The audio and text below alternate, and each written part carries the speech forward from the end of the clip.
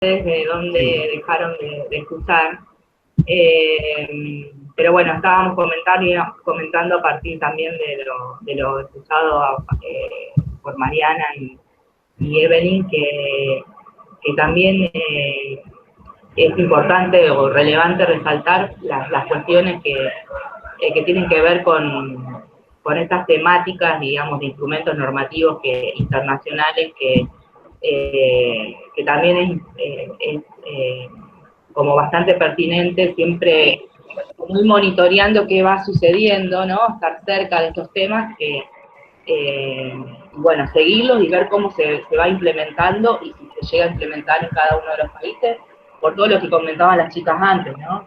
Creo que más allá de lo que se compartía acerca de, lógicamente, de las cuestiones críticas y las variables también económicas y sociales que suceden en nuestros países, la cuestión del acceso equitativo como que toma otro sentido y no tendría que ser un contenido vacío, ¿no? Sí, sí, estamos de acuerdo.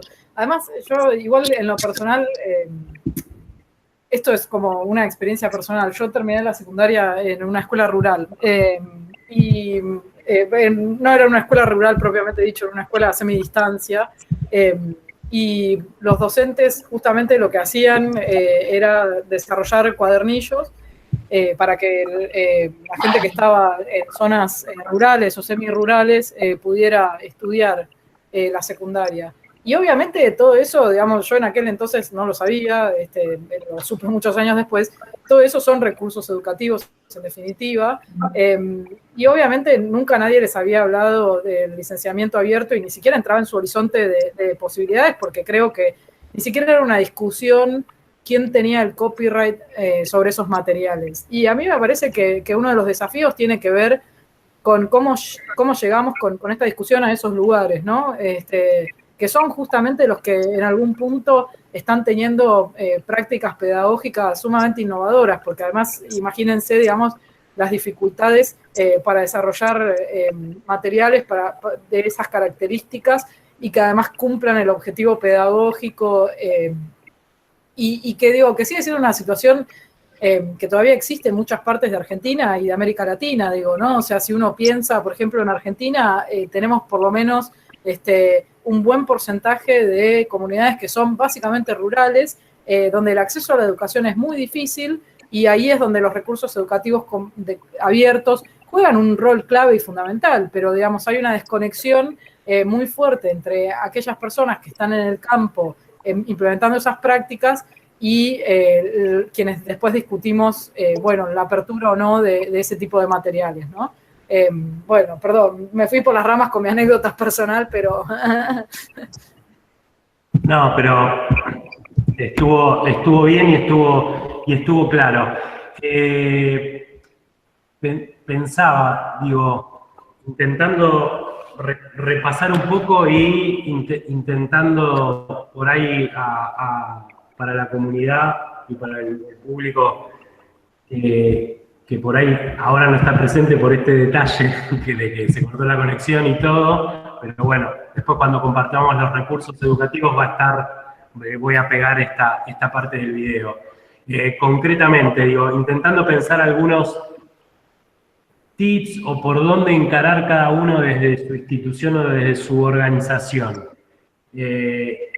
Repasando un poco, digo, Mariana hablaba de esta herramienta X-Learning como como un software libre, educativo para armar recursos educativos abiertos.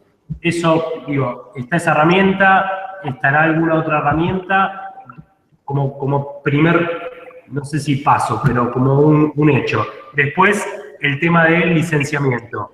Elegir la licencia Creative Commons más adecuada a nuestra necesidad o a la política institucional. ¿Qué otros pasos, perdón que me vaya más, salga del debate así más político tal vez y vaya un poco más a estos pasos prácticos. ¿Qué otras cosas deberíamos de tener en cuenta para impulsar en nuestras instituciones la creación de recursos educativos abiertos y con licencias abiertas? Esto que antes comentaste, este curso que estás traduciendo y que está impulsando Creative Commons, sin lugar a dudas, lo veo como fundamental para toda la comunidad. ¿Qué otras cosas, qué otras herramientas se les ocurren? Bueno, yo creo que un tema ahí también es familiarizarse, digamos, como con el tipo de plataformas donde uno puede encontrar recursos para construir sus propios recursos, ¿no?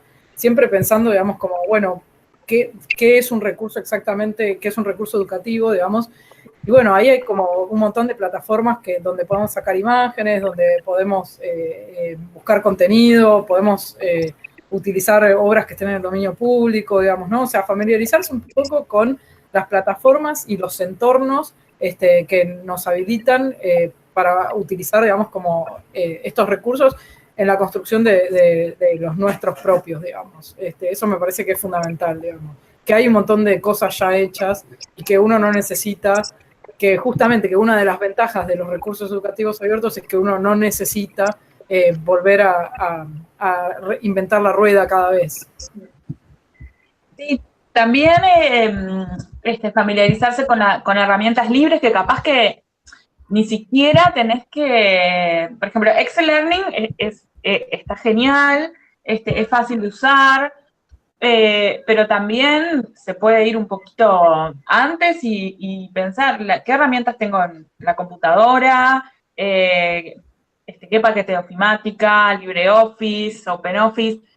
Tienen un montón de posibilidades que no tienen por qué quedar en las cosas aburridas y confusas, y se puede ponerle un montón de cariño, de diseño, de planeamiento educativo, o sea, que también los docentes confíen en su formación como docentes en cuanto a las herramientas pedagógicas, didácticas, metodológicas que tienen, y que después la herramienta tecnológica es la que tengan a disposición, pero bueno, que es importante para el largo plazo y para no perder sus recursos, utilizar en lo posible software libre, porque precisamente son las herramientas que más persisten en el tiempo y que son más compatibles unas con otras, entonces van a poder migrar más fácil en caso de que necesiten,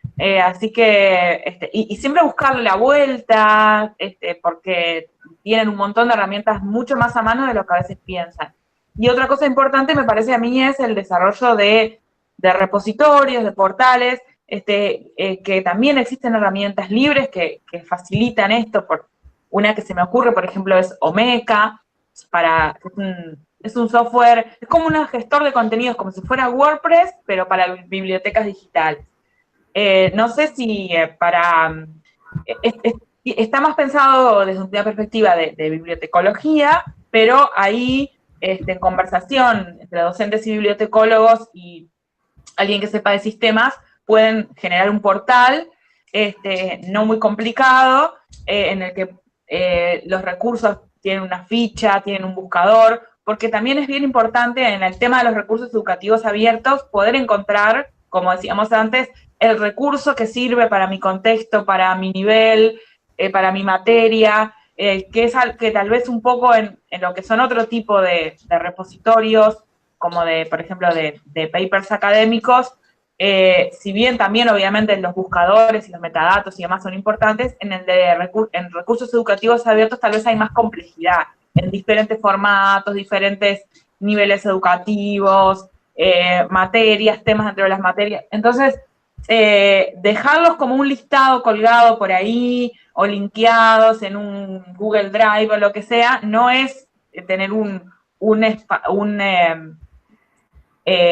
recurso sobre cómo encontrar recursos, ¿no? Entonces, también adopción de herramientas que permitan buscar y prácticas y ahí las bibliotecólogas y bibliotecólogos tienen mucho para aportar, de cómo clasificarlos, guardarlos, almacenarlos correctamente para que después sean fáciles de encontrar. Bien, buenísimo. Sumo una pregunta más y Vir, vos no tenés alguna otra pregunta. No, sí. No. A ver, si conocen alguna experiencia sobre escritura colaborativa de libros, ya sea en el nivel inicial, en el nivel secundario, ¿cómo lo ven? Digamos, si lo ven necesario y posible frente a las grandes editoriales como Santillana y demás, es que implicaría tal vez eso que cambie su modelo de negocio o que atente contra su negocio, no sé. ¿Lo ven posible o sí primero tiene que haber, como hablaba antes Evelyn, si la primera revolución es pagarle bien a los docentes, y así después de hecho eso podemos llegar a avanzar, pero para no esperar eso que en algún punto no depende, sí depende de nosotros a la larga por los gobernantes que elegimos, pero que podamos empezar a hacer e intentar activar desde abajo hacia arriba. Sí, yo creo que... O sea, yo creo que esas experiencias... Yo creo que esas experiencias, existen en la práctica, de facto, ¿no? O sea, nadie que produzca, un manual para secundaria lo hace en la soledad, sobre todo porque implica, un montón de conocimientos disciplinares específicos que no necesariamente, la gente, que no necesariamente están concentrados en una sola persona. De hecho, uno de mis mejores amigos, se dedica a producir materiales para una editorial pequeña, porque además también hay muchas veces en esta discusión quedamos entrampados en las lógicas sobre lo comercial y lo no comercial, ¿no? Y el problema es que siempre estamos hablando de editoriales que, sacando a Santillana, obviamente, en la mayoría de las veces están, realmente haciendo esfuerzos muy, muy grandes para poder producir esos materiales. Y bueno, ¿no? Y obviamente esto implica siempre como un grado de colaboración y de cooperación que en la práctica ya se produce. Lo que todavía no se produjo fue la discusión sobre el licenciamiento, pero la práctica está y existe. Y ahí como ya... Lo que falta, es quizás dar ese salto entre pensar, como el contenido curricular en función de lo pedagógico, que eso ya existe, o sea, ese contenido siempre está pensado en función de lo pedagógico. Lo que falta es el salto de pensar las herramientas que utilizamos también como una parte más de ese contenido pedagógico, ¿se entiende? O sea, como entender que la discusión por lo abierto, la discusión sobre las plataformas en las que educamos, y todo eso también son parte fundamental del entramado pedagógico que queremos construir, Me parece que ese es como el clic que por ahí falta un poco. Pero eso no quiere decir que las prácticas no existan o no estén ahí. Sí, exacto. Es lo que quería decir justo, eso, que los libros se escriben en colaboración, que hay prácticas colaborativas por todas partes.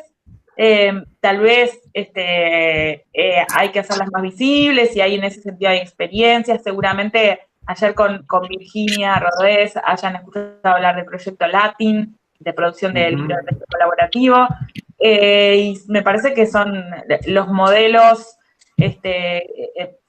hacer visibles estas colaboraciones también nos permite deconstruir un poco la idea de que hay un autor que está solitario con su computadora y con un esfuerzo titánico crea los contenidos, sino que los esfuerzos son titánicos, pero son colaborativos, se hacen entre distintas, incluyendo la parte editorial, de diseño, maquetación, que no por hacer una crítica al sector editorial en sus prácticas cerradas y privativas, no queremos decir que precisamente no sea una parte súper necesaria la corrección, la maquetación, todo eso es aporte colaborativo al desarrollo de los recursos educativos. El tema es cómo eso lo licenciamos para que sea un recurso educativo abierto, lo distribuimos para que sea encontrable y utilizable por cualquier persona que lo necesite, y adaptable a distintos contextos, traducible,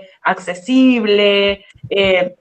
Hay que generar los marcos institucionales y presupuestales para eso, y en ese sentido me parece importante que en los aspectos económicos no solo hay que aumentar el presupuesto educativo, por supuesto, para contemplar estas prácticas y para incorporarlas y desarrollarlas más, sino también empezar a realizar qué contratos estamos teniendo con las editoriales y los productores de contenido, cuánta guita estamos poniendo para un producto que luego tenemos que volver a comprarlo, o sea, que cada alumno tiene que ir a pagarlo, o que está cerrado y no se puede modificar. Entonces, ya hay dineros que se destinan a la producción de contenidos. Revisemos cómo se está utilizando ese dinero, para qué se está pagando, y cómo podemos hacer más eficaz ese gasto público también. Sí, yo solamente también como agregar, por último, ¿no? Creo que también sería interesante indagar todas estas prácticas, más allá de lo, bueno, en relación a los libros, ¿no? O a los manuales.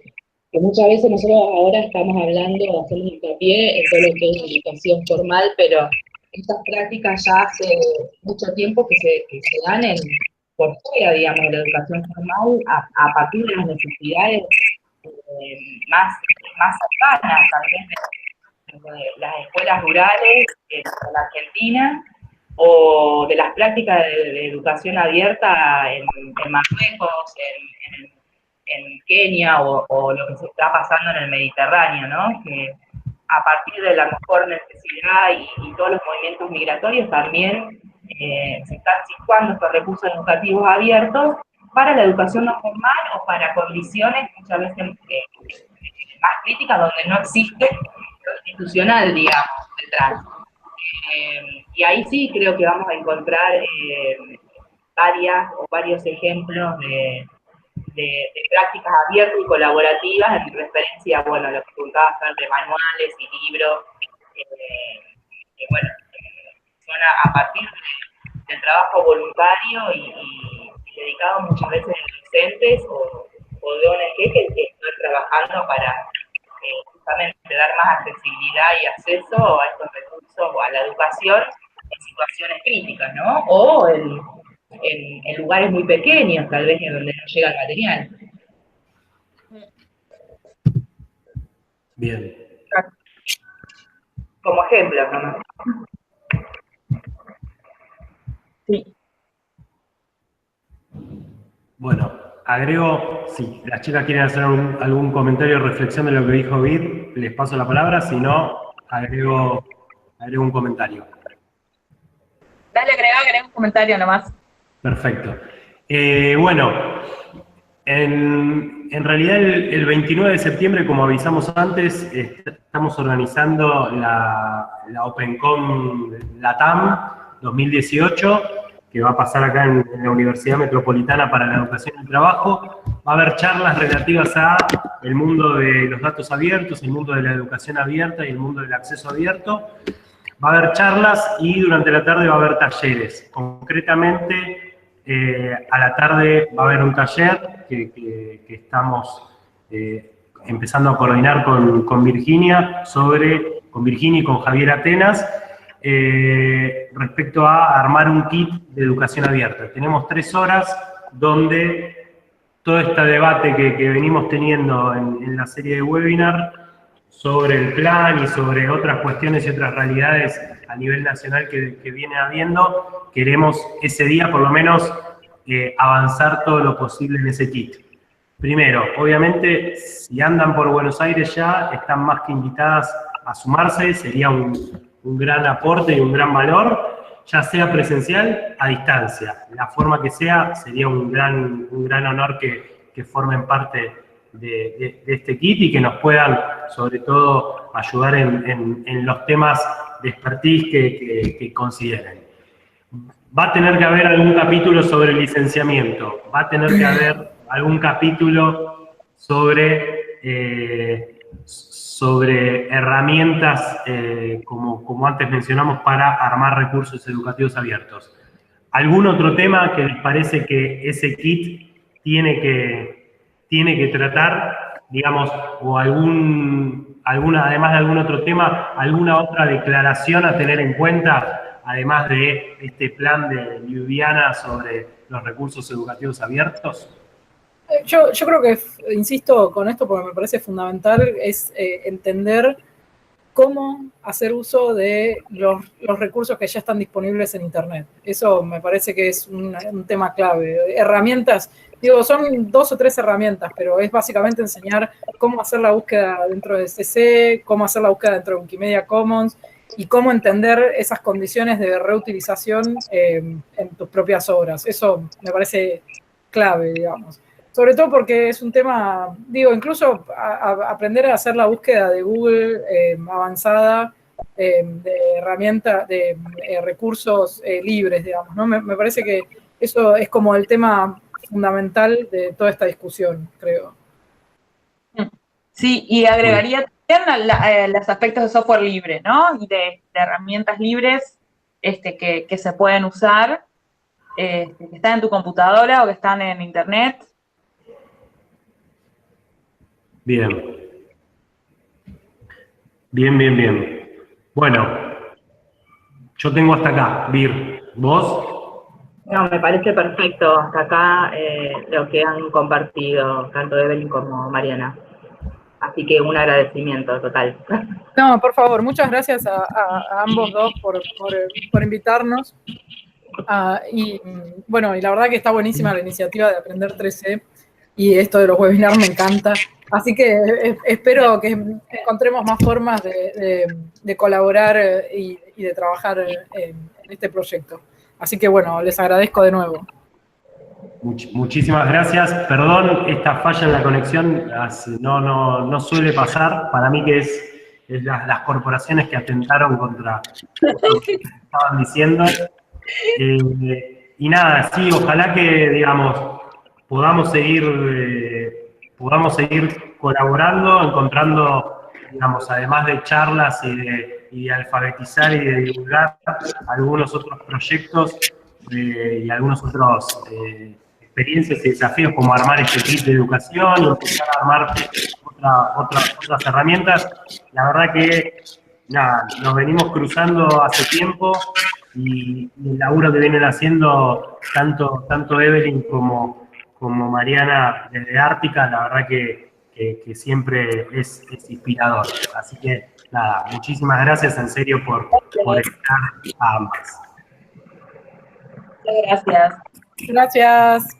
Bueno, chao, muchas gracias y nos vemos el miércoles que viene, Vir, en la anteúltima charla debate sobre el plan, ya casi en plena OpenCon para empezar a armar este kit.